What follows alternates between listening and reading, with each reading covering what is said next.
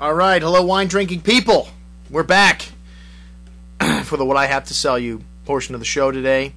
As you can see on the calendar, no tastings the rest of this week, and just one tasting next week, which is what I've got to sell you today, the South African tasting at Cafe Maxx. I'll be out floating on a raft or hopefully a surfboard catching some waves in the Pacific Ocean in Costa Rica while you guys are enjoying Mr. Hermes Ortiz and Chip Shumway's spiel about the wines of Anora and Z wineries from South Africa. The South Africans have been making wine for over 200 years. It's not till just recently, though, that we've seen some of the top wines of South Africa start to hit our shores. Well, really in the last 20 years, I shouldn't say just recently. But there are some really good wines being made in South Africa today. And I don't know a ton about them. I can tell you that their most popular wine I don't like, Pinotage, which unfortunately I think we do have a Pinotage or a blend of Pinotage, because if you do a South African tasting, you're almost obligated to show this varietal.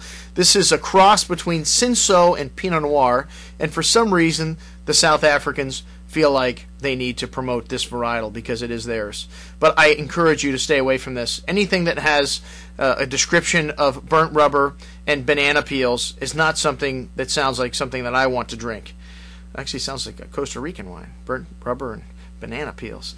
But they do make some good stuff. My favorite white wine that coming from South Africa is Chenin Blanc. Sometimes you see it called Stein there.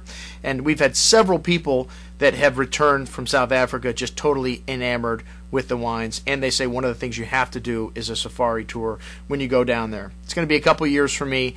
The kids need to be at least 10 years old before we can make our plans. Okay, so check it out on today's email. Our information about the South African tasting that's happening next Wednesday night. That's right, folks. I will not be there, but we do have Hermes Ortiz wearing my suit again on Wednesday night next week. I hope it still fits.